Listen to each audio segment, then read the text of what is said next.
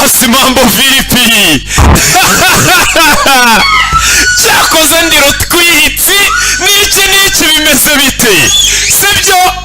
Hano wagiye kugura umuntu cyumva ngo ni icyamamare Rocky, umenye ko n'ubundi tudateze gukora iki? None wagayira rimwe. Bimeze bite? Muri ihangana ndabanza mbiseguro bantu banje, ndavuga abakunzi n'abirasi bacu. Habayemo ikibazo director, hari abantu bari niki barwaramo muhisemo byumva bari niki, ariko director wacu yagarutse ameze neza. Imana ihabwa icyo mumvugire ngo amena. Bimeze bite abakunzi bacu n'abirasi? Ubwo abakunzi nabakoze subscribe, abirasi namwe turabakunda cyane bacu, mukore subscribe. Aya basi mambo vipi? Cyakoze ndi rutwitsi n'iki bimeze bite? Sibyo? Hano wagiye kugura umuntu cyumva ngo ni icyamamare Rocky, umenye ko n'ubundi tudateze gukora iki? None wagayira rimwe. Bimeze bite? Muri ihangana ndabanza mbiseguro bantu banje, ndavuga abakunzi n'abirasi bacu. Habayemo ikibazo director, hari abantu bari niki barwaramo muhisemo byumva bari niki, ariko director wacu yagarutse ameze neza. Imana ihabwa icyo mumvugire ngo amena. Bimeze bite abakunzi bacu n'abirasi? Ubwo abakunzi nabakoze subscribe, abirasi namwe turabakunda cyane bacu, mukore subscribe.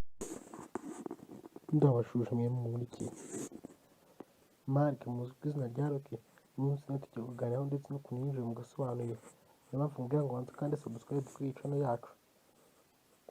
Igihe kinini mu Rwanda haje agasobanuye mu Rwanda, umuntu hajya hita abasobanuzi benshi mu byiciro bitandukanye, babanje bayanga mu gihe kizaza bayakuza na ba pipi, ukuntu haje kunshara Rocky kirabiranye ndetse na Junior Giti na Sanka de Prime.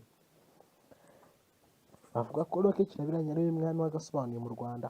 Turi kuganira mu mateka ku nize primaire kugeza secondaire ndetse na garden, ukuntu yaje kwinjira mu gasobanuye, se yize kaminuza cyane ayize. Ibyo ni ibyo tugiye kugenda tuganira. Abantu benshi bakunda ijwi ryiwe bitewe n'ukuntu agenda asobanura agasobanuye kiwe. Uyu munsi 50 TV show yaguteguriye byinshi kuri Mark cyangwa se Rocky kirabiranya muzi nka Kimomo cyangwa se Rutwitsi. Rocky kirabiranya yagiye afasha abahanzi benshi mu kuzamuka, gusa bamwe na bamwe bagenda bazima. Hari n'uwo yafashije umuzi nka Papa cyangwa ibyavuzwe byo murabizi. Ni inkuru ndende cyane uko inkuru yabo yarangiye, twe turabigarukaho ndetse n'impamvu y'ukuntu yagerageje kuganira n'igitangazamakuru cyacu.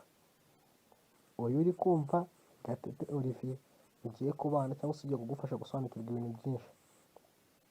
Rocky kirabiranya mu muzika atangira inkuru ye aseka cyangwa se yikina hamwe n'abapampe basakuza muri studio uko barimo barafuna agasobanuye. Rocky kirabiranya ni umusore cyangwa se umuhungu yatangiye agasobanuye 2015, nibwo yatangiye gusobanura filime. Uyu munsi 2022 ubwo hashize imyaka 7 Rocky kirabiranya ari mu gasobanuye. Ndetse filime ya mbere yatangiye gusobanura n'ibya twatangiye tubereka imbere kuri kirishi, nyuma y'uko yikina havuye muri amajwi yiwe twabanje kubumvisha kuri ijwi ry'impuzi nka Rocky kirabiranya. N'iri ngiri muri kumva muri iki kiganiro ndetse riri kugerageza kuzamo kenshi uko turimo turayikoresha kugira ngo muze kumenya mwumva cyo kuganiraho. Siwe gusa tuze kuganira, tutaza no kuganira ku babyeyi ba Rocky kirabiranya. Ese iwabo bafite abana bangahe? Dore ko afite n'amabona w'umusobanuzi muzi nka Savimbi. Nongera kukwibutsa gukanda subscribe cyangwa kujya muri comment hasi ukeneye amakuru y'ibyamamare cyangwa se umusitari mugenzi wumva ushaka kumenya byinshi kuri we, ni ugushyira muri comment. Ni nk'ako kanya tuhita tubigukorera fast. Rocky kirabiranya n'umusore watangiye gusobanura nyuma akaza kwigarura imitima y'abafana bitewe na filime yigeze gusobanura. Yavuzemo akantu kagira ati mama yake na mama, ako niko kantu katumye amenyekana cyane ko ijwi ukuntu yakavuzemo. Iyo filime ndumva ntari kuyifatisha neza, gusa mu kanya ninyiruka ndayikubwira. Rocky kirabiranya yatangiye gusobanura cyangwa se ajya kwinjira mu gasobanuye. Bavuga ko umusobanuzi muzi nka Pipi cyakunda kwita ngo afite dimples mu mugongo yatangiye kumuca intege, akamubwira ngo ntago yasobanura, ngo nta musobanuzi uciriritse, nta musobanuzi ukennye cyangwa se udafite ikintu na kimwe ahera ujya mu gasobanuye. Rocky kirabiranya ubwo yatangiye gusobanura filime ya mbere ndetse abona ntago bicuruje, n'ukuntu abandi basobanuzi bamucaga intege bituma abisa nk'ubirekaho gato, ariko ntibyarangira. Ubwo nibwo yaje kujya muri sale atangira gukora filime. Yagiye muri sale y'umugabo tutashatse kuvuga ku bw'umutekano we, yatangiye gusobanura filime ya mbere.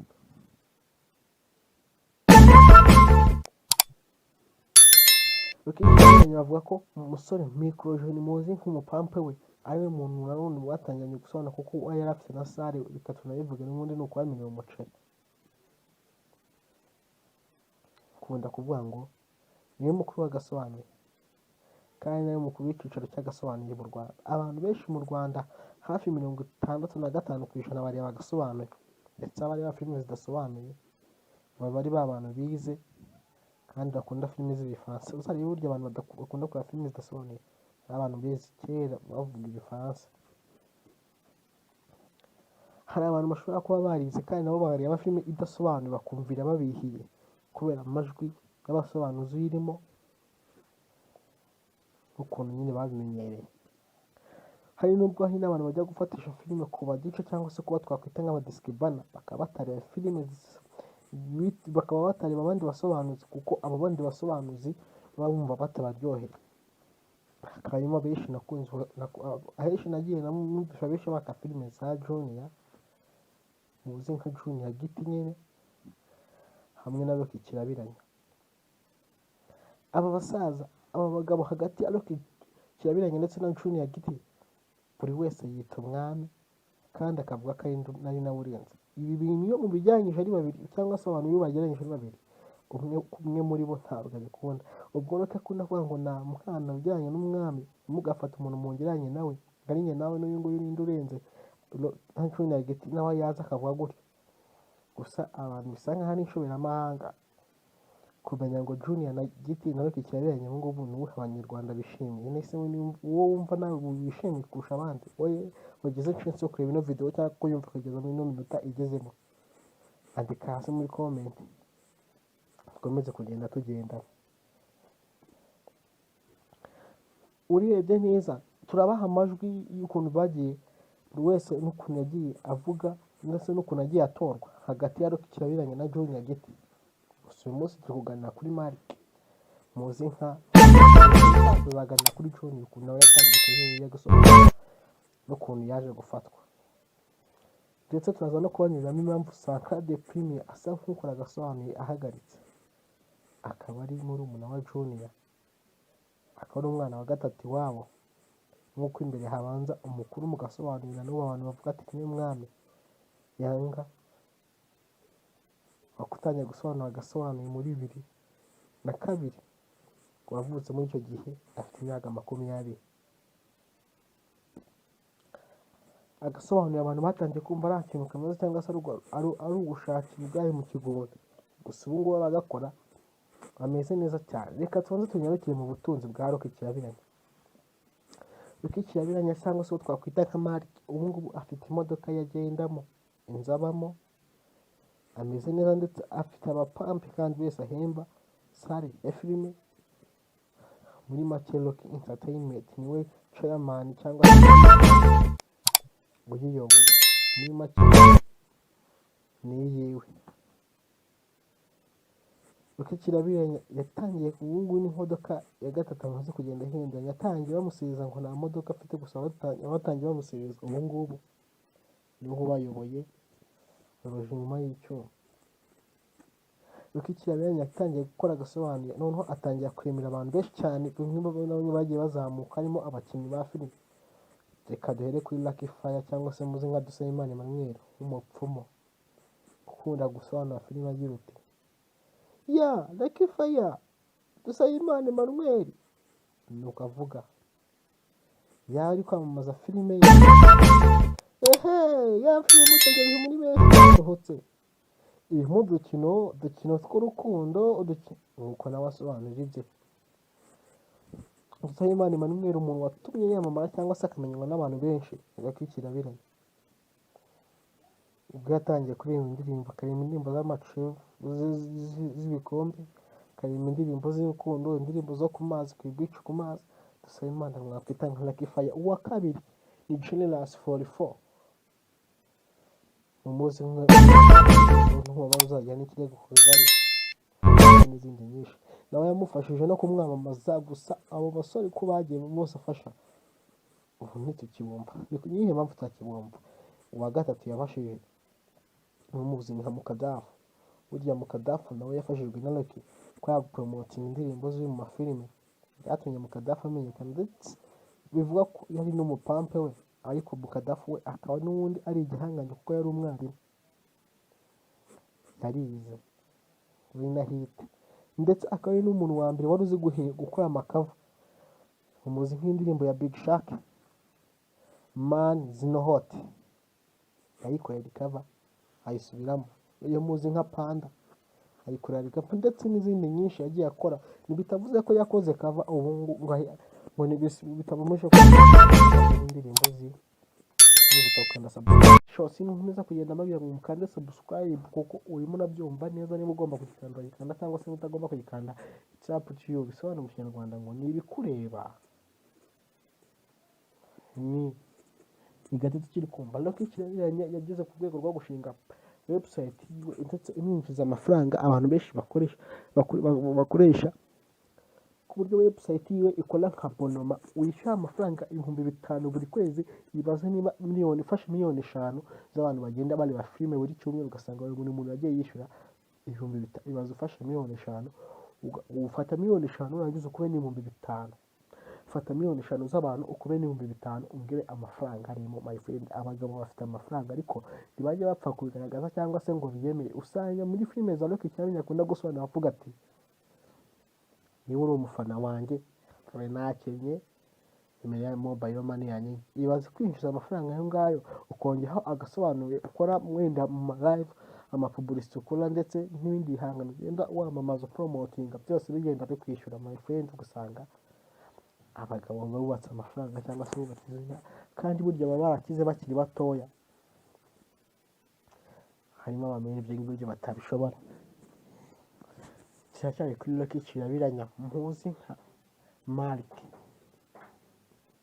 niwe turi kuganiraho Rocky kirabiranya ntagira ibyo byagiye bitinda yaragafashe yatangiye gukora itangazamakuru amafilime y'Abanyarwanda ndetse ubwe ashikora ndetse na studio yiwe ikora itunganya amavideo ndetse n'amafoto harimo n'abakameramani bakamishije muzi nka ba Kadafi Pro akaba afite lobo nini cyane irimo n'amabombo ndetse nk'ayanani bose baturuka muri Rocky Entertainment kandi burya ngo ni byiza cyane sobanukirwa ibintu byinshi cyangwa se amateka y'abahanzi bo mu Rwanda cyangwa se ibyamamare byo mu Rwanda Rocky kiranyanya tumushyira mu cyiciro cy'abahanzi kuko yarahimbye buriya umuntu yicara agahimba ikintu kikamubyarira ikindi kintu burya nawe aba arenze aba ari umuhanzi my friend Rocky kirabiranya ashima Imana ndetse n'abantu bamufashije kugera aho ageze cyane cyane agaya bamucaga intege kuko burya asigaye abarenze uyu muntu ntazagutera ubwoba kuko arenze ujye mwibutsa akazapfa cyangwa se isaha n'isaha nawe yajya hasi ukajya hejuru kuko burya buri muntu wese agira ukuntu urwego rwe agenda akora ibintu byose akora uko akagari igihe uri kumva ari umuntu uri ku mwanya wa mbere wo gukora ibyegeranyo hato bamwe simushona hari kuvuga ngo bamwe na bamwe basigaye bishyira kugira ngo kwandika muri comments ukatubwira icyamamare ushaka kumenya amateka yacu no kugenda tukayigaho ndetse ukuntu yatangiye inkuru y'ubuzima bwe kuko burya icyamamare cya nyacyo cyandika igitabo cy'ubuzima bwacu buri uko buri mwaka ushize agenda asura inkuru hanze y'ukuntu cyagenze burya n'abagiye kumwigaho cyangwa n'abashaka kuzaba nkawe bamenye uko yazamutse n'ukuntu yabayeho bikabafasha no kudatuma biheza ari ugenda bibasubiza n'imbaraga bagumya gukora bavuga ati ni ugushaka ejo hazaza uyu wumva ni Gatete Olivier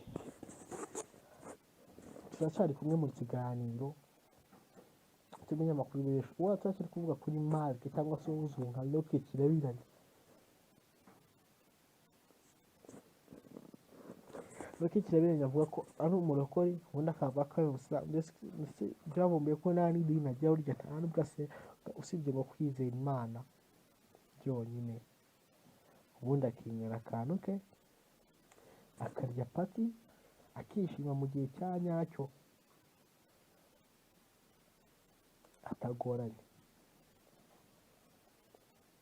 Reka tubanze tubahe show kuri Sankara Premium ndetse n'icyatumye ava mu gasobanuro. Sankara Premium ni mwe wa Junior Giti ndetse akaba amaze kubyara abana bagera muri 4, akaba afite inzu n'ayandi akodeshwa, akaba afite imodoka agendamo yiwe yiguriye. Sankara Premium akaba ari umusore muto nk'uko mujya mubibona, nawe akaba avuga ngo afite ijwi ngo ribohora imitima ya benshi, ariko ijwi ryiwe ryumvise rigakanganya. My friend, mujya mureba filime za Sankara ryarasaraye.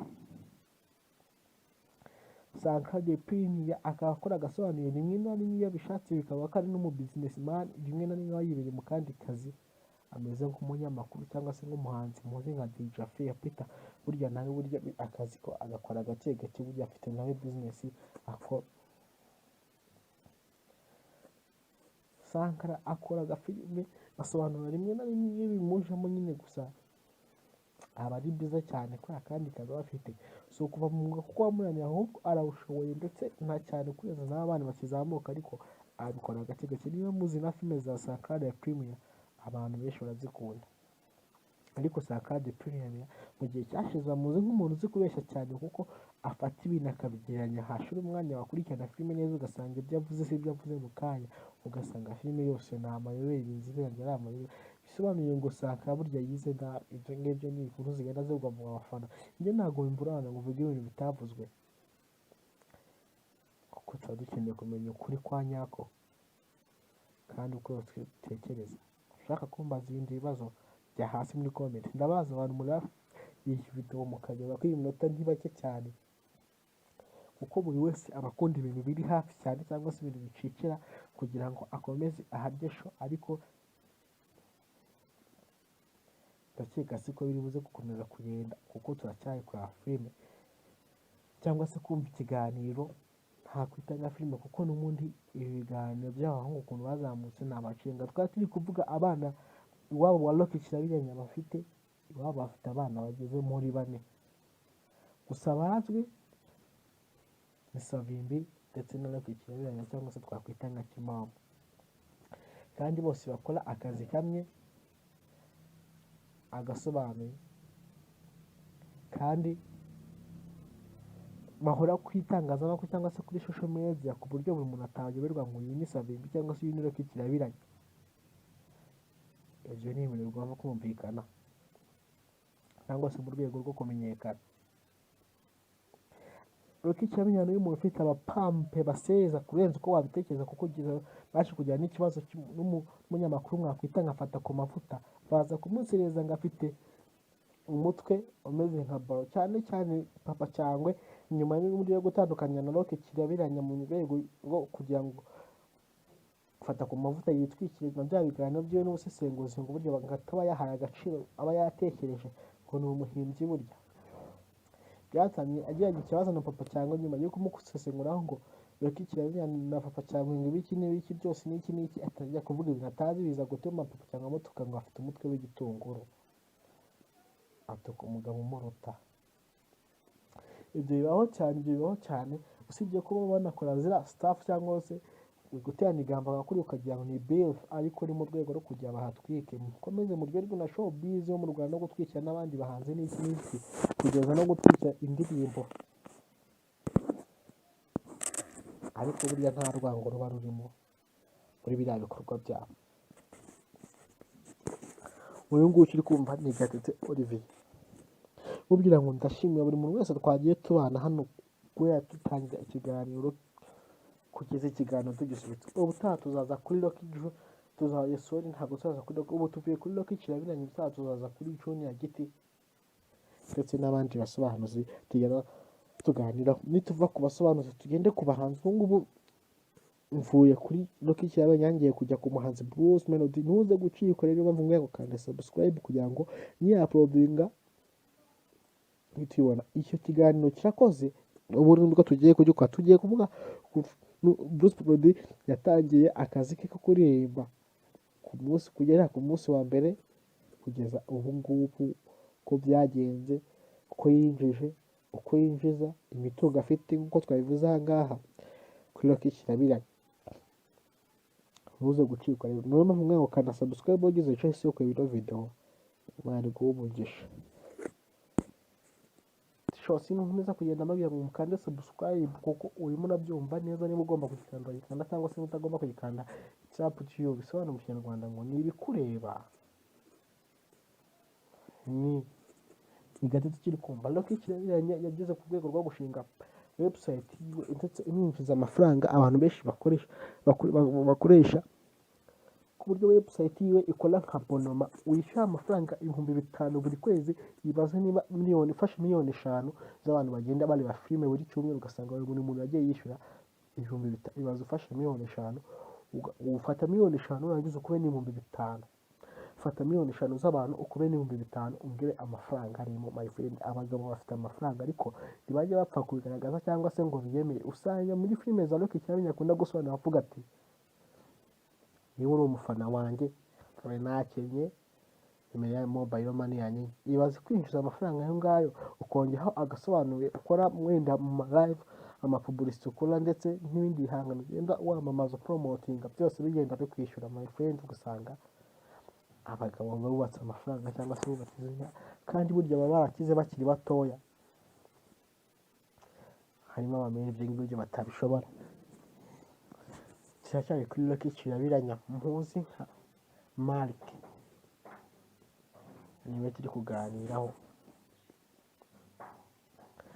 Lucky Kirabiranya ntagira ibyo byagiye bitinda yaragafashe yatangiye gukora itangazamakuru amafilme y'amanyarwanda ndetse ubwe ashikora ndetse na studio yiwe itunganya amavideo ndetse n'amafoto harimo n'abakameramani bakamishije muzi nka ba Kadafi Pro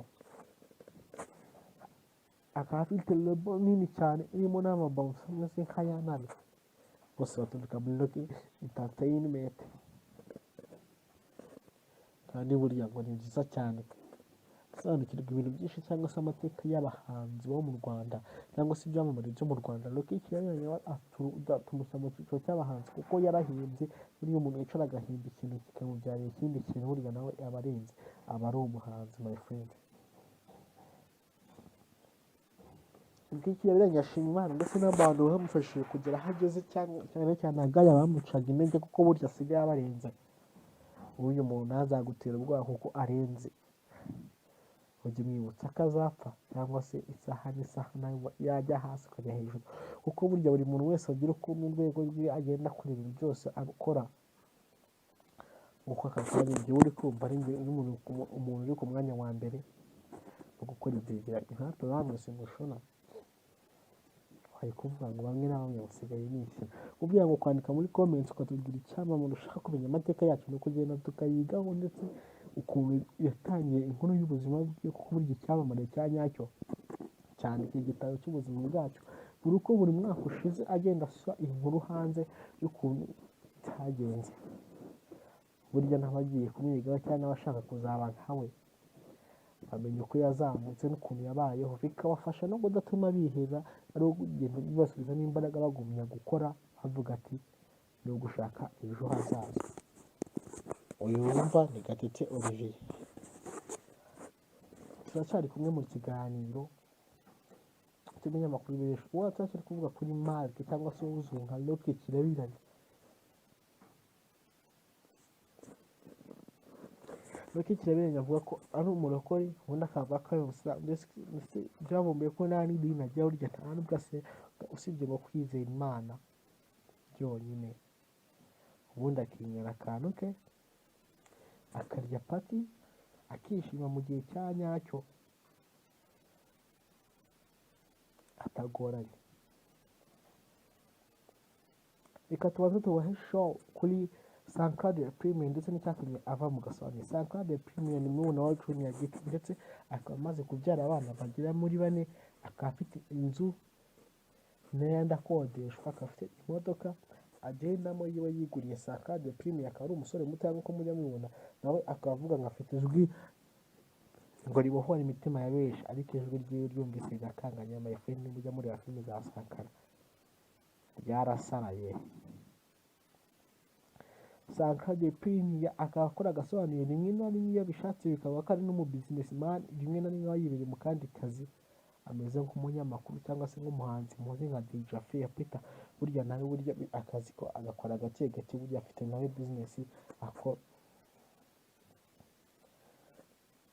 Sankara akora agafilime asobanura rimwe na rimwe iyo bimujemo nyine, gusa aba ari byiza cyane kubera kandi kazi aba afite, si ukuva mu mwuga kuko wamunaniye, ahubwo arawushoboye ndetse nta cyane kugeza n'abana bakizamuka, ariko abikora gake gake. Niba muzi na filime za Sankara ya Premier, abantu benshi barazikunda, ariko Sankara de Premier mu gihe cyashize bamuzi nk'umuntu uzi kubeshya cyane, kuko afata ibintu akabigereranya, hashira umwanya wakurikirana filime neza ugasanga ibyo avuze si ibyo avuze mu kanya, ugasanga filime yose ni amayobera, inzira ari amayobera. Bisobanuye ngo Sankara burya yize nabi. Ibyo ngibyo ni inkuru zigenda zivugwa mu bafana, ibyo ntabwo bimburana ngo uvuge ibintu bitavuzwe, kuko tuba dukeneye kumenya ukuri kwa nyako kandi uko dutekereza. Ushaka kumbaza ibindi bibazo jya hasi muri comment, ndabaza abantu muri iyi video mukareba ko iyi minota ni bake cyane, kuko buri wese aba akunda ibintu biri hafi cyane cyangwa se ibintu bicikira kugira ngo akomeze aharye show, ariko ndakeka siko biri buze gukomeza kugenda, kuko turacyari kureba filime cyangwa se kumva ikiganiro, nta kwita nka filime, kuko n'ubundi ibi biganiro by'abahungu ukuntu bazamutse ni amacenga. Twari turi kuvuga abana iwabo wa Rock Kirabiranya benshi, harimo Akagambane cyane cyane Junior Giti, ko ari we wagiye amucumbika mu rwego rwo kujya ashwane na Papa Cyangwe. Ibyo Junior babimubajijeho,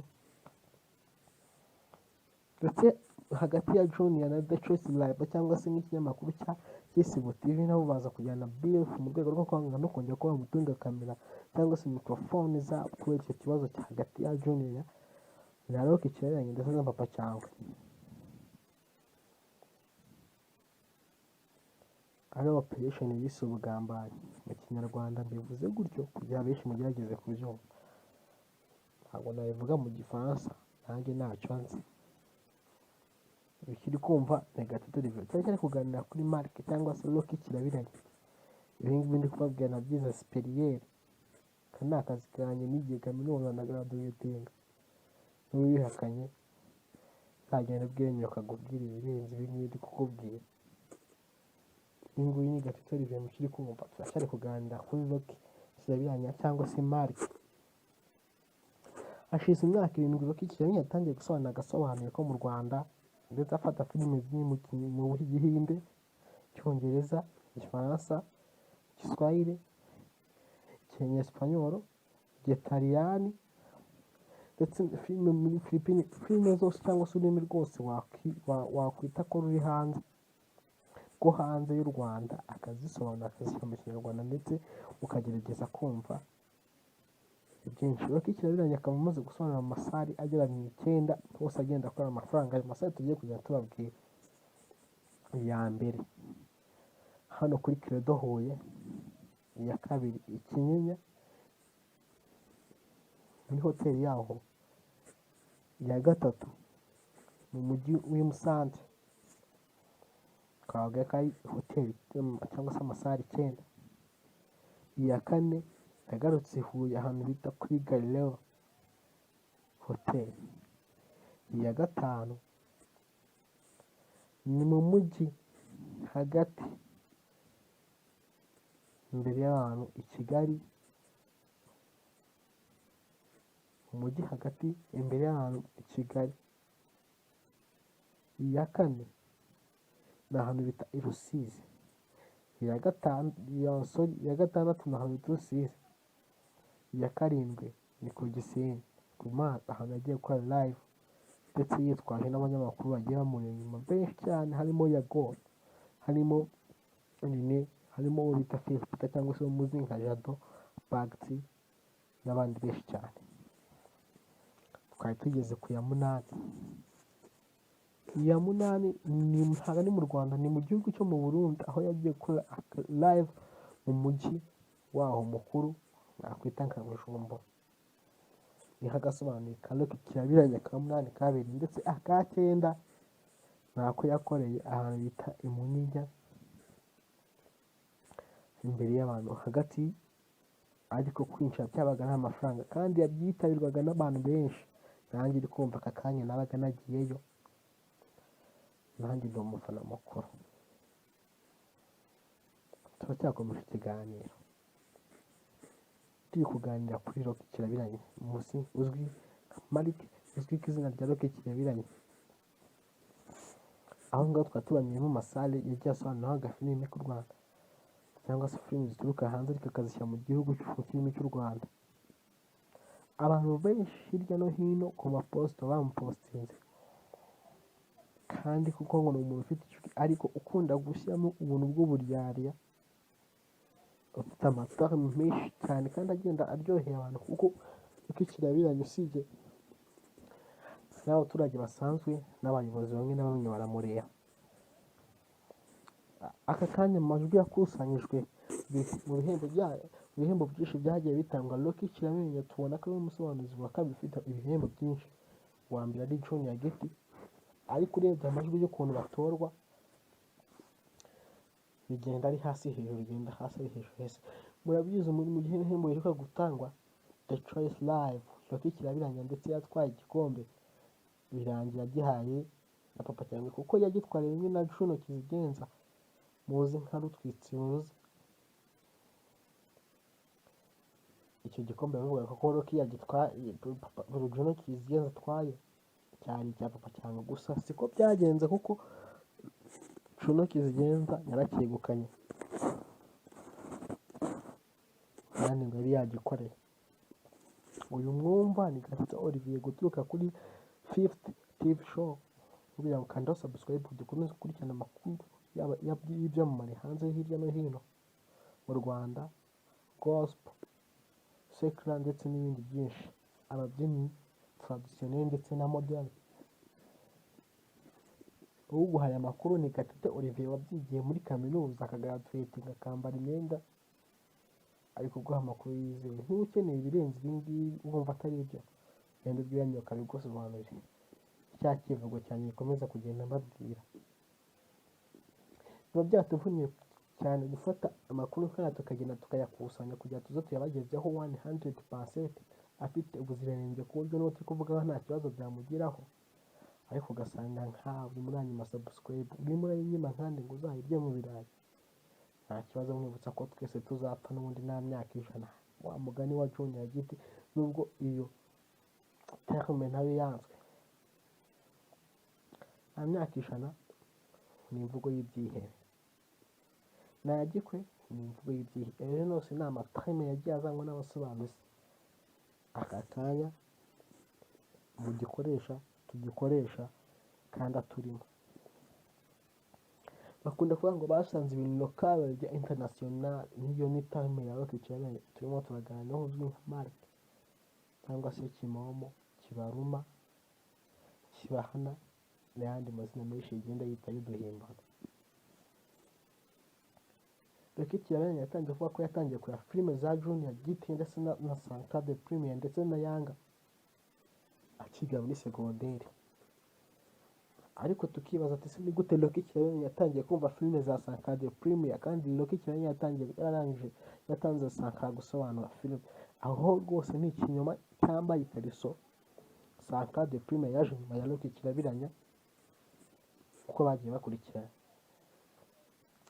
kuko Pipi nawe musobanura ibihinde muzi nka Yakuza cyangwa se Yakunoryi, bose ni generation imwe na Yanga The Premier, uwo twakwita nk'umwami gasobanuye cyangwa se papa w'abasobanuzi. Akaba ari abasobanuzi benshi bagenda basobanura amafilime menshi, gusa bamwe na bamwe tutagenda dukunda. Tugiye kubwira urutonde rw'abasobanuzi ubu ngubu bari mu gasobanuye, ntabwo ariko bose turi kubavuga kuko bose siko bazwi, ahubwo benshi uko biyitirira akazi ari ukubyishakisha. Niyo mpamvu usanga abaturage bamwe na bamwe bagenda banga filime, kuko hari abafata filime nziza bakayipfobya bakagira filime mbi cyane. Hari abasobanura bakagira ngo ni ishwanga cyangwa se abana bari kwitoza kuvuga. Reka tubahe ku rutonde rw'abasobanuzi. Ku mwanya wa mbere turasanga tuganiraho Marike cyangwa se Junior Giti. Rock Kirabiranya number 2, Sankara The Premier 3, Savimbi uwo mwakwita nka senior cyangwa se nyiri ifasha umwana mwiza usobanura ibihinde ko abantu bakanyurwa. Senior nawe yatangiye filime ejo bundi muri corona ubwo yatangiye gusobanura filime, ariko nawe ni ukuvuga ngo filime yifashemo cyane cyane filime zirimo action itabera cyangwa se idasondetse. Aravuga koko akagira ngo ni isandi cyangwa se arashagirwa acometse kuri moteri. Twikomereza tugeze kuri senior bo turagera ko bita Didier, dusanga uwo bita Yakuza, dusanga uwo bita Pipi, dusanga uwo bita hari undi ngo ni big creator.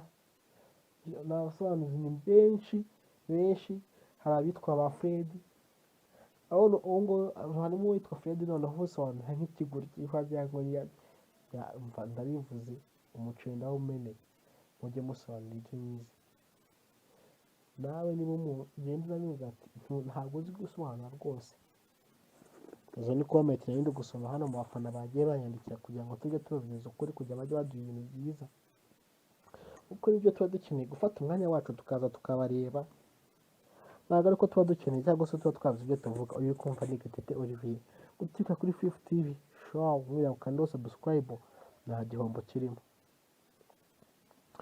Muri iki gihugu cy'u Rwanda cyangwa se kuri iyi si usanga 30 cyangwa se 32 hagati ya 30 na 32% abagore cyangwa se igitsina gore aricyo gikunda filime, cyane cyane zino filime za emotion, love story ndetse n'izindi filime zigiye ziteye agahinda, cyane cyane ziganisha ku rukundo. Usanga iyo wareba filime rero wakubita nawe ko harimo n'ikigabo gifite ijwi ribi, ni ibintu byumvikana. Ku gitsina gore bakunda abantu bafite amajwi meza y'amabogari number 1, urugero nkanjye uri kumva ahangaha, niyo mpamvu bansari bakunda batanzi, niyo mpamvu babwiye ngo aho muri mwese mufata kabisa.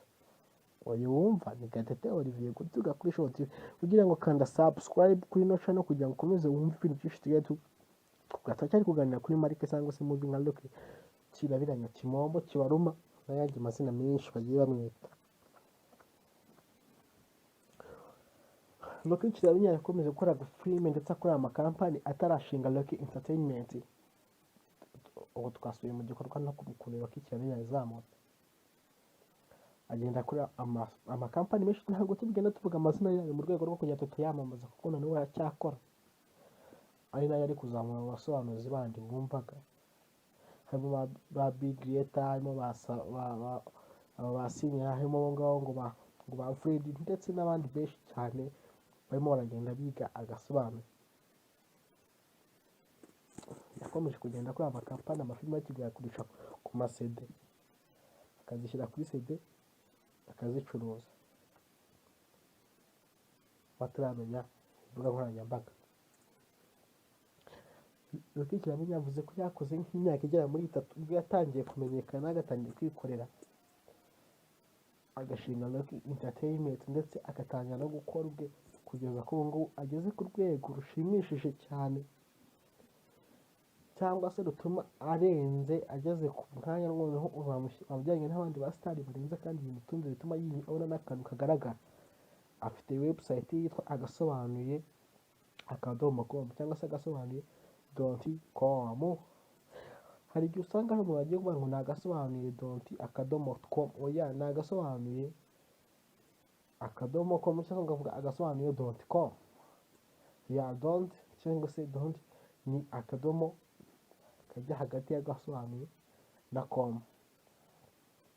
Loki Kirabiranya ubwe yivugira ko amafaranga abona mu gasobanuye cyangwa se yinjiza kuri page ari amafaranga menshi cyane, se cyangwa ku ma website cyangwa se ku mbuga nkoranyambaga ziwe ari menshi cyane ku buryo adakenera amafaranga ya YouTube, kandi ko kuzareba amafilime yose asohoye ntabwo ajya yaprodinga kuri YouTube. Si ibyo ko hano umupatiraship cyangwa se umufatanyabikorwa wiwe washize ushinga channel yitwa agasobanuye.com kuri YouTube mu rwego rwo kugira ngo ajye yaprodingaho izo filime. Gusa izo filime zirebye nazo usanga zitujuje ubuziranenge kuko ari amafilime mashyashya, ugasanga ari amafilime ya kera atabona. Uwo ngo mubwire ngo nawe nafata urutoki kuko asondeka abanyarwanda.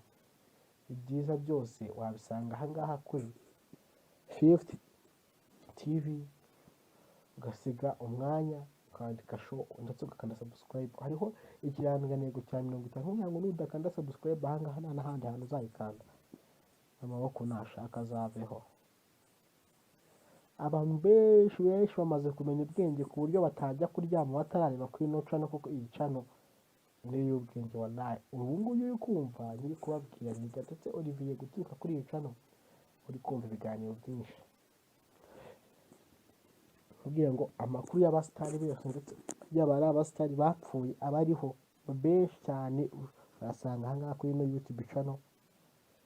Ubu ngubu nicyo gikorwa dutangiye mu rwego rwo kujya tubereka agasobanuro karyoshye hagati ya Rock Entertainment gufatanya na Gatete Entertainment. Urumva ni ibintu bigiye gutundana bigahita biba fire ni mwoto, ibyo bita mu gifaransa ngo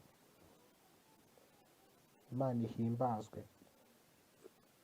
Ikomeza ikiganiro tuve muri joke, uko rya na joke ni nziza, urakabukora ikiganiro ukanyuzamo ukaganiza n'abantu, kuko abantu benshi burya urebye ugasanga umuntu burya usanga ari umuntu, kandi umuntu burya ni umuntu.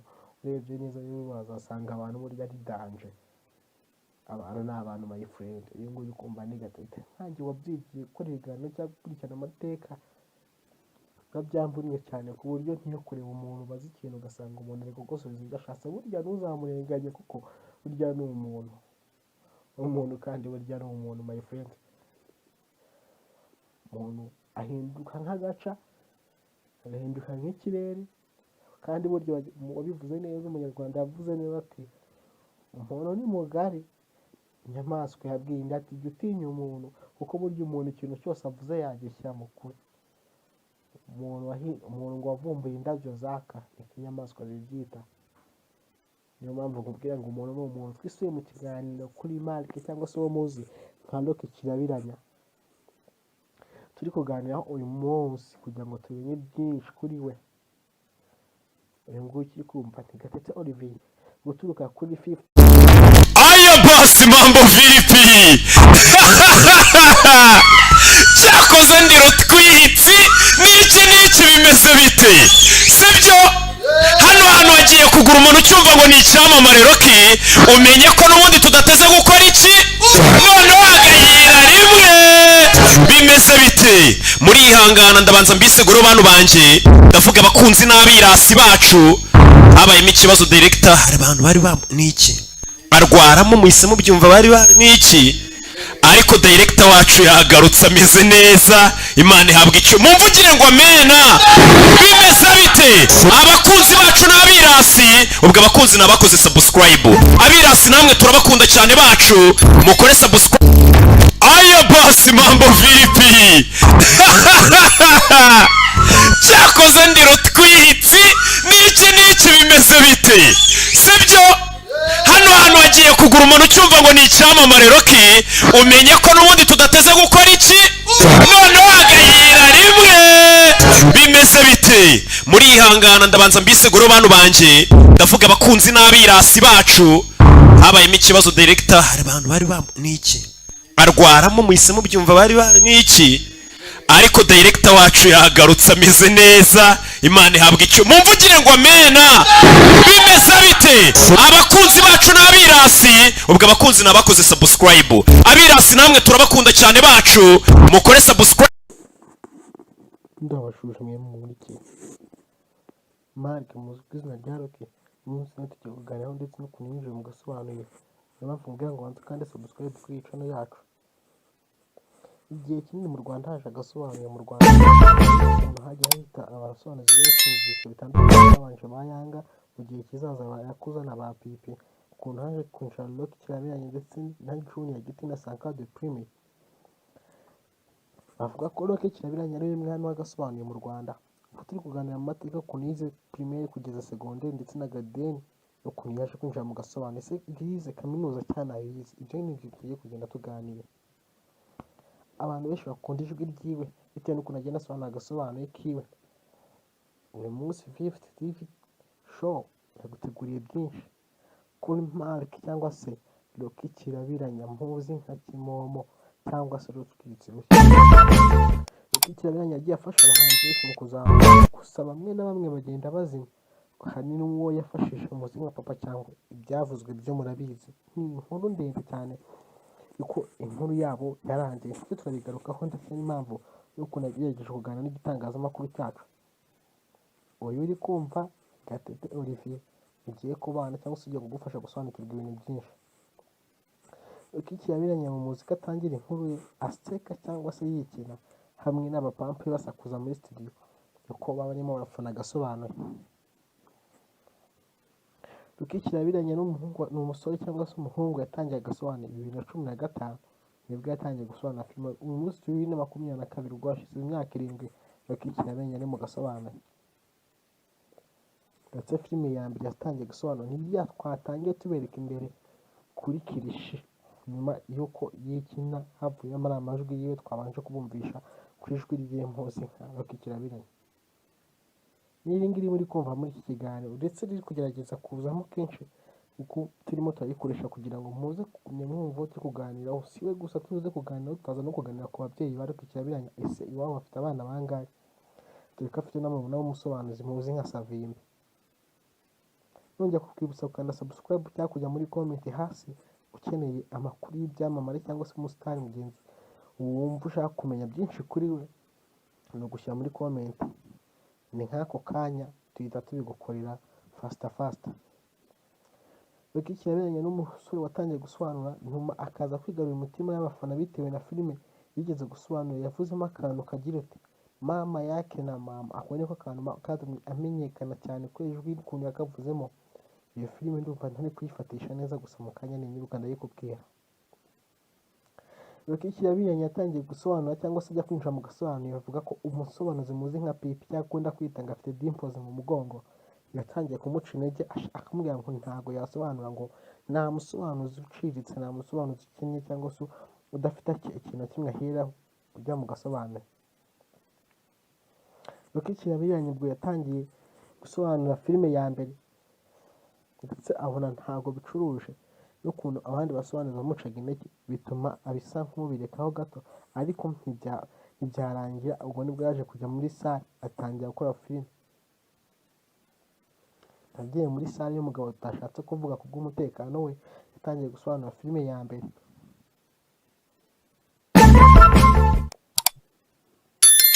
Ruki kirabiranya bavuga ko umusore Microjeni muzi nk'umupampe we ariwe muntu nanone watangiranye gusobanura kuko yari afite na sale. Reka tunabivuge n'ubundi ni ukubamenyera umuceri.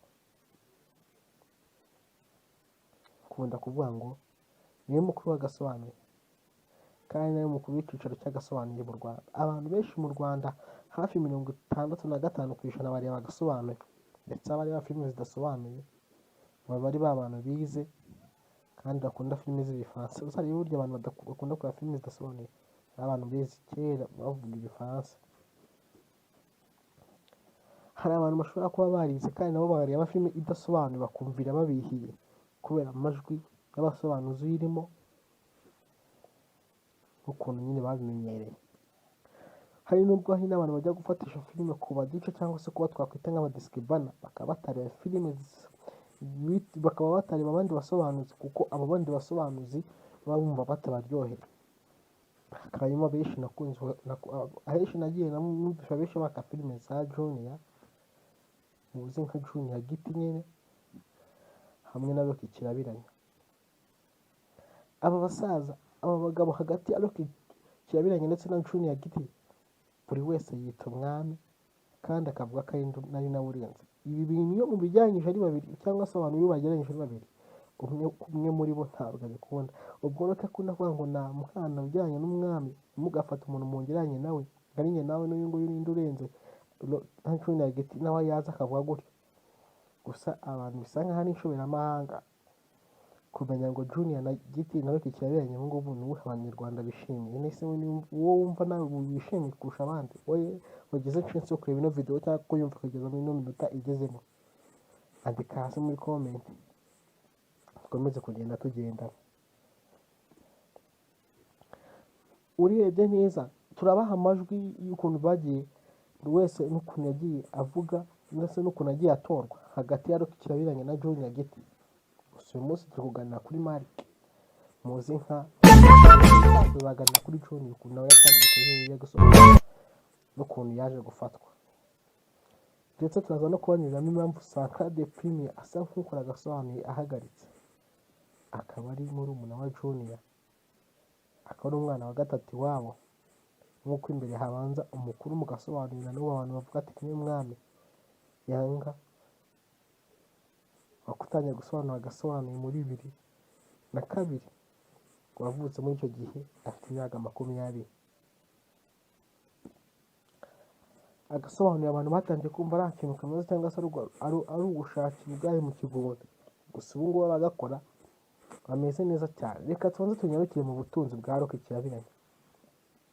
Rock Kirabiranya cyangwa se twakwita nka Mark, ubu ngubu afite imodoka yagendamo, inzu abamo, ameze neza ndetse afite abapampe kandi wese ahemba, sale ya filime. Muri make Rock Entertainment niwe chairman cyangwa uyiyoboye, muri make ni yiwe. Rock Kirabiranya yatangiye ubu ngubu n'imodoka ya gatatu amaze kugenda ahinduranya, yatangiye bamusiriza ngo nta modoka afite, gusa batangiye bamusiriza ubu ngubu niho bayoboye baroje inyuma y'icyuma.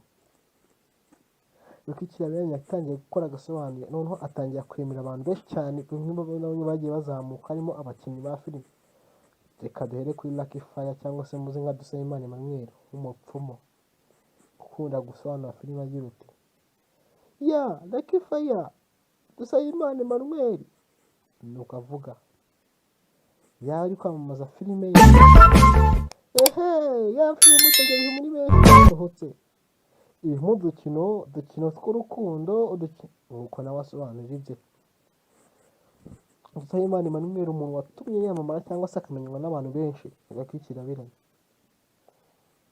ubwo yatangiye kuririmba indirimbo, akaririmba indirimbo z'amacu z'ibikombe, akaririmba indirimbo z'urukundo, indirimbo zo ku mazi, ku beach ku mazi. Dusabimana mwafita nka Lucky Fire. Uwa kabiri ni Generous 44, umuzi nk'uwaba uzajya n'ikirego ku rugari n'izindi nyinshi, nawe yamufashije no kumwamamaza. Gusa abo basore ko bagiye bose afasha, ubu ntitukibumva. Ni ku yihe mpamvu tutakibumva? Uwa gatatu yabashije n'umuzi nka Mukadafu. Burya Mukadafu nawe yafashijwe na Rock ko yapromotinga indirimbo ziri mu mafilime, byatumye Mukadafu amenyekana, ndetse bivuga ko yari n'umupampe we, ariko Mukadafu we akaba n'ubundi ari igihanganye kuko yari umwarimu, yarize muri na hit, ndetse akaba ari n'umuntu wa mbere wari uzi gukora amakava. Umuzi nk'indirimbo ya Big Shark Man Zino Hot, yayikorera ikava ayisubiramo. Iyo muzi nka Panda ayikorera ikava, ndetse n'izindi nyinshi yagiye akora. Ntibitavuze ko yakoze kava ubu ngo bitabumuje ko indirimbo n'ubutokana subscribe nkomeza kugenda mbabwira ngo mukande subscribe, kuko urimo urabyumva neza. Niba ugomba kugikanda uyikanda, cyangwa se utagomba kugikanda icyapa cy'iyo bisobanura mu Kinyarwanda ngo ni ibikureba. Ni gatatu kiri kumva. Rock Kirabiranya yageze ku rwego rwo gushinga website yiwe, ndetse imwinjiza amafaranga abantu benshi bakoresha, ku buryo website yiwe ikora nka bonoma, wishyura amafaranga 5,000 buri kwezi. Yibaza niba ifashe 5,000 z'abantu bagenda bareba filime buri cyumweru, ugasanga buri muntu yagiye yishyura 5,000. Ibaza ufashe 5,000, ufata 5,000 urangiza ukube 5,000, fata 5,000 z'abantu ukube 5,000, umbwire amafaranga arimo. My friend, abagabo bafite amafaranga ariko ntibajya bapfa kubigaragaza cyangwa se ngo biyemere. Usanga muri filime za Rock Kirabiranya akunda gusobanura avuga ati niba uri umufana wanjye kare nakenye imbere ya mobile money yanjye, ibaze kwinjiza amafaranga ayo ngayo, ukongeraho agasobanuye ukora wenda mu live, amapublicity ukora, ndetse n'ibindi bihangano ugenda wamamaza promotinga, byose bigenda bikwishyura. My friend, ugasanga abagabo bubatse amafaranga cyangwa se bubatse izina, kandi burya baba barakize bakiri batoya. Harimo abamenye ibyo ngibyo batabishobora. Kiracyari kuri Rock Kirabiranya, muzi nka Mark, niwe turi kuganiraho. Rock Kirabiranya ntabwo ibyo byagiye bitinda, yaragafashe yatangira gukora itangazamakuru, amafilime y'Abanyarwanda, ndetse ubwe ashikora ndetse na studio yiwe itunganya amavidewo ndetse n'amafoto, harimo n'abakameramani bakamishije muzi nka ba Kadafi Pro. Akaba afite lebo nini cyane irimo n'amabawusa ameze nk'ayanani, bose baturuka muri Rock Entertainment. Kandi buriya ngo ni nziza cyane gusobanukirwa ibintu byinshi cyangwa se amateka y'abahanzi bo mu Rwanda cyangwa se ibyamamare byo mu Rwanda. Rock tumushyira mu cyiciro cy'abahanzi kuko yarahimbye. Buriya umuntu yicara agahimba ikintu kikamubyarira ikindi kintu, burya nawe aba arenze, aba ari umuhanzi my friend. Rock yashimye Imana ndetse n'abantu bamufashije kugera aho ageze, cyane cyane agaya bamucaga intege kuko burya asigaye abarenze. Uyu muntu ntazagutera ubwoba kuko arenze. Ujye mwibutsa ko azapfa cyangwa se isaha n'isaha nawe yajya hasi akajya hejuru, kuko burya buri muntu wese agira uko mu rwego rwe agenda akora ibintu byose akora. Uko akakanya igihe uri kumva ari umuntu uri ku mwanya wa mbere wo gukora ibyegeranyo, nkatwe bamwe singushona hari kuvuga ngo bamwe na bamwe basigaye bishyira. Kuvuga ngo kwandika muri comments ukatubwira icyamamare ushaka kumenya amateka yacu, ni ukugenda tukayigaho ndetse ukuntu yatangiye inkuru y'ubuzima bwe, kuko burya icyamamare cya nyacyo cyandika igitabo cy'ubuzima bwacu. Buri uko buri mwaka ushize agenda asa inkuru hanze y'ukuntu cyagenze. Burya n'abagiye kumwigaho cyangwa n'abashaka kuzaba nkawe bamenya uko yazamutse n'ukuntu yabayeho, bikabafasha no kudatuma biheza, ari ugenda bibasubiza n'imbaraga bagumya gukora bavuga ati ni ugushaka ejo hazaza. Uyu wumva ni Gatete Olivier. Turacyari kumwe mu kiganiro cy'umunyamakuru benshi, uwo turacyari kuvuga kuri Mark cyangwa se uzwi nka Rock Kirabiranya. Rock Kirabiranya avuga ko ari umurokore, ubundi akavuga ko ari umusilamu, ndetse byavumbuye ko nta n'idini agira, burya nta n'ubwo asenga usibye ngo kwizera Imana byonyine. Ubundi akinywera akantu ke, akarya pati, akishima mu gihe cya nyacyo atagoranye. Reka tubanze tubahe show kuri Sankara Premium ndetse n'icyatumye ava mu gasobanuro. Sankara Premium ni murumuna wa Junior Giti ndetse akaba amaze kubyara abana bagera muri 4, akaba afite inzu n'ayandi akodeshwa, akaba afite imodoka agendamo yiwe yiguriye. Sankara Premium akaba ari umusore muto nk'uko mujya mubibona, nawe akaba avuga ngo afite ijwi ngo ribohora imitima ya benshi, ariko ijwi ryiwe ryumvise rigakanganya my friend. Mujya mureba filime za Sankara ryarasaraye. Sankara Premium akaba akora agasobanuye rimwe na rimwe iyo bishatse bikaba ko ari n'umu businessman, rimwe na rimwe yibereye mu kandi kazi ameze nk'umunyamakuru cyangwa se nk'umuhanzi muzi nka DJ Fair Peter. Burya nawe burya akazi ko agakora gake gake, burya afite nawe business akora.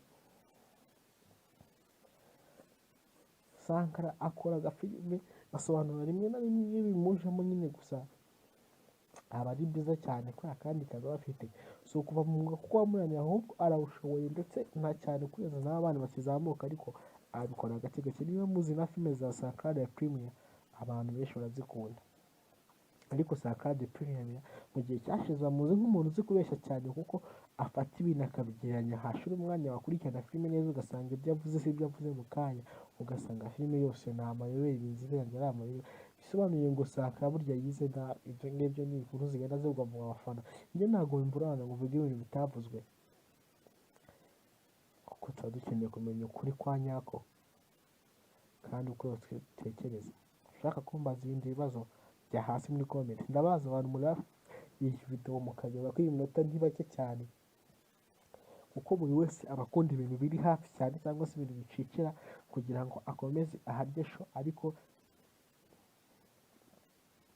ndakeka siko biri buze gukomeza kugenda, kuko turacyari kureba filime cyangwa se kumva ikiganiro, nta kwita nka filime, kuko n'ubundi ibi biganiro by'abahungu ukuntu bazamutse ni amacenga. Twari turi kuvuga abana iwabo wa Rock Kirabiranya bafite, iwabo bafite abana bageze muri 4, gusa bazwi ni Savimbi ndetse na Rock Kirabiranya cyangwa se twakwita nka Kimama, kandi bose bakora akazi kamwe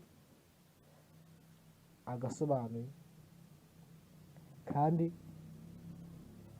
bahora ku itangazamakuru cyangwa se kuri social media ku buryo buri muntu atayoberwa ngo uyu ni Savimbi cyangwa se uyu ni Rocky Kirabiranya. Ibyo ni ibintu bigomba kumvikana cyangwa se mu rwego rwo kumenyekana. Rocky Kirabiranya ni umuntu ufite abapampe baseza kurenza uko wabitekereza, kuko baje kugira n'ikibazo n'umunyamakuru mwakwita ngafata ku mavuta, baza kumusereza ngo afite umutwe umeze nka baro, cyane cyane Papa Cyangwe nyuma y'uburyo yo gutandukanya na Rocky Kirabiranya mu rwego rwo kugira ngo fata ku mavuta yitwikire na bya biganiro byiwe n'ubusesenguzi ngo buryo aba yahaye agaciro aba yatekereje ngo ni umuhimbyi burya. Byatumye agiranye ikibazo na Papa Cyangwe nyuma yo kumusesenguraho ngo Rocky Kirabiranya na Papa Cyangwe ngo ibiki n'ibiki byose n'iki n'iki, atajya kuvuga ibintu atazi, biza gutuma Papa Cyangwe amutuka ngo afite umutwe w'igitunguru, atuka umugabo umuruta. Ibyo bibaho cyane usibye kuba banakora zira staff cyangwa se guterana igamba agakuri ukagira ngo ni beef, ariko ni mu rwego rwo kugira bahatwike, mukomeze muryoherwe na showbiz yo mu Rwanda no gutwikira n'abandi bahanzi n'iki n'iki, kugeza no gutwikira indirimbo, ariko burya nta rwango ruba rurimo muri biriya bikorwa byabo. Uyu nguyu uri kumva ni Gatete Olivier, mubwira ngo ndashimira buri muntu wese twagiye tubana hano kubera dutangira ikiganiro kugeza ikiganiro tugisubitse. Ubutaha tuzaza kuri Rocky ntabwo tuzaza kuri Rocky, ubu tuvuye kuri Rocky Kirabiranya, ubutaha tuzaza kuri Junior Giti ndetse n'abandi basobanuzi tugenda tuganiraho. Nituva ku basobanuzi tugende ku bahanzi. Ubu ngubu mvuye kuri Rocky Kirabiranya ngiye kujya ku muhanzi Bruce Melody. Ntuze gucika rero, mpamvu mwe gukanda subscribe kugira ngo niya-uploadinga tubona icyo kiganiro kirakoze. Ubu nibwo tugiye kugikora, tugiye kuvuga Bruce Melody yatangiye akazi ke ko kuririmba kugera ku munsi wa mbere kugeza ubu ngubu, uko byagenze, uko yinjije, uko yinjiza, imitungo afite nk'uko twabivuze aha ngaha kuri Rocky Kirabiranya. Ntuze gucikwa rero, niyo mpamvu mwe gukanda subscribe wagize icyo yo kureba video, mwari guhumugisha shose nkomeza kugenda mbabwira ngo mukande subscribe, kuko urimo urabyumva neza. Niba ugomba kuyikanda cyangwa se utagomba kuyikanda, it's up to you. Bisobanura mu Kinyarwanda ngo ni ibikureba. Ni Gatete kiri kumva. Rocky Kirabiranya yageze ku rwego rwo gushinga website ndetse imwinjiza amafaranga abantu benshi bakoresha, ku buryo website yiwe ikora nka bonoma, wishyura amafaranga 5,000 buri kwezi. Ibaze niba ifashe miliyoni 5 z'abantu bagenda bareba filime buri cyumweru, ugasanga buri muntu yagiye yishyura 5,000. Ibaze ufashe miliyoni 5, ufata miliyoni 5 urangiza ukube n'5,000, fata miliyoni 5 z'abantu ukube n'5,000, umbwire amafaranga arimo. My friend, abagabo bafite amafaranga ariko ntibajya bapfa kubigaragaza cyangwa se ngo biyemere. Usanga muri filime za Rocky Kirabiranya akunda gusobanura avuga ati, niba uri umufana wanjye dore nakenye imbere ya mobile money yanjye. Ibaze kwinjiza amafaranga ayo ngayo, ukongeraho agasobanuye ukora mwenda mu live, amapublicity ukora ndetse n'ibindi bihangano ugenda wamamaza promoting, byose bigenda bikwishyura. My friend, ugasanga abagabo bubatse amafaranga cyangwa se bubatse izina, kandi burya baba barakize bakiri batoya. Harimo abamenye ibyo ngibyo batabishobora. Kiracyari kuri Rocky Kirabiranya, muzi nka Mark, niwe turi kuganiraho. Rocky Kirabiranya ntabwo ibyo byagiye bitinda, yaragafashe yatangira gukora itangazamakuru, amafilime y'Abanyarwanda, ndetse ubwe ashikora ndetse na studio yiwe itunganya amavideo ndetse n'amafoto, harimo n'abakameramani bakamishije muzi nka ba Kadafi Pro. Akaba afite lebo nini cyane irimo n'amabonso ndetse nk'ayanane, bose baturuka muri Rocky Entertainment. Kandi burya ngo ni nziza cyane gusobanukirwa ibintu byinshi cyangwa se amateka y'abahanzi bo mu Rwanda cyangwa se ibyamamare byo mu Rwanda. Rocky Kirabiranya tumushyira mu cyiciro cy'abahanzi kuko yarahimbye. Buriya umuntu yicara agahimba ikintu kikamubyarira ikindi kintu, burya nawe aba arenze, aba ari umuhanzi. My friend, Rocky Kirabiranya ashima Imana ndetse n'abantu bamufashije kugera aho ageze, cyane cyane agaya bamucaga intege kuko burya asigaye abarenze. uyu muntu ntazagutera ubwoba kuko arenze, ujye umwibutsa ko azapfa cyangwa se isaha n'isaha nawe yajya hasi ukajya hejuru, kuko burya buri muntu wese agira ukuntu urwego rwe agenda akora ibintu byose akora, kuko aka kanya igihe uri kumva ari umuntu uri ku mwanya wa mbere wo gukora ibyegeranyo, nkatwe bamwe singushona hari kuvuga ngo bamwe na bamwe basigaye bishyira, kugira ngo kwandika muri comments ukatubwira icyamamare ushaka kumenya amateka yacu no kugenda tukayigaho, ndetse ukuntu yatangiye inkuru y'ubuzima bwe, kuko burya icyamamare cya nyacyo cyandika igitabo cy'ubuzima bwacu, buri uko buri mwaka ushize agenda ashyira inkuru hanze y'ukuntu cyagenze, burya n'abagiye kumwigaho cyangwa n'abashaka kuzaba nkawe bamenya uko yazamutse n'ukuntu yabayeho, bikabafasha no kudatuma biheza, ari ugenda bibasubizamo imbaraga bagumya gukora bavuga ati ni ugushaka ejo hazaza. Uyu wumva ni Gatete Olivier, turacyari kumwe mu kiganiro tumenya amakuru benshi, uwo turacyari kuvuga kuri Mark cyangwa se uzwi nka Rock Kirabiranya. Rock Kirabiranya avuga ko ari umurokore, ubundi akavuga ko ari Umusiramu, ndetse byavumbuye ko nta n'idini agira, burya nta n'ubwo asenga usibye ngo kwizera Imana byonyine, ubundi akinywera akantu ke akarya pati akishima mu gihe cya nyacyo atagoranye. Reka tubanze tubahe show kuri Sankara Premier ndetse n'icyatumye ava mu gasobanuro. Sankara Premier ni murumuna wa Junior Giti, ndetse akaba amaze kubyara abana bagera muri 4, akaba afite inzu n'ayandi akodeshwa, akaba afite imodoka agendamo yiwe yiguriye. Sankara Premier akaba ari umusore muto nk'uko mujya mubibona, nawe akaba avuga ngo afite ijwi ngo ribohora imitima ya benshi, ariko ijwi ryiwe ryumvise rigakanganya amayefeni. Mujya mureba filime za Sankara ryarasaraye. Sankara Premier akaba akora agasobanuye rimwe na rimwe iyo bishatse, bikaba ko ari n'umu businessman, rimwe na rimwe yibereye mu kandi kazi ameze nk'umunyamakuru cyangwa se nk'umuhanzi muzi nka DJ Feya Peter, burya nawe burya akazi ko agakora gake gake, burya afite nawe business akora. Sankara akora agafilime asobanura rimwe na rimwe iyo bimujemo nyine, gusa aba ari byiza cyane kubera kandi kazi bafite, si ukuva mu mwuga kuko wamunaniye, ahubwo arawushoboye, ndetse nta cyane kugeza n'abana bakizamuka, ariko abikora gake gake. Niba muzi na filime za Sankara Premier abantu benshi barazikunda, ariko Sankara Premier mu gihe cyashize bamuzi nk'umuntu uzi kubeshya cyane, kuko afata ibintu akabigereranya, hashira umwanya wakurikirana filime neza ugasanga ibyo avuze si ibyo avuze mu kanya, ugasanga filime yose ni amayobera, ibintu birangira ari amayobera. Bisobanuye ngo Sankara burya yize nabi. Ibyo ngibyo ni inkuru zigenda zivugwa mu bafana, ibyo ntabwo bimburana ngo uvuge ibintu bitavuzwe, kuko tuba dukeneye kumenya ukuri kwa nyako kandi uko dutekereza. Ushaka kumbaza ibindi bibazo jya hasi muri comment, ndabaza abantu muri iyi video mukagera ko iyi minota ni bake cyane, kuko buri wese aba akunda ibintu biri hafi cyane cyangwa se ibintu bicikira kugira ngo akomeze aharye show, ariko ndakeka siko biri buze gukomeza kugenda, kuko turacyari kureba filime cyangwa se kumva ikiganiro, nta kwita nka filime, kuko n'ubundi ibi biganiro by'abahungu ukuntu bazamutse ni amacenga. Twari turi kuvuga abana iwabo wa Rock Kirabiranya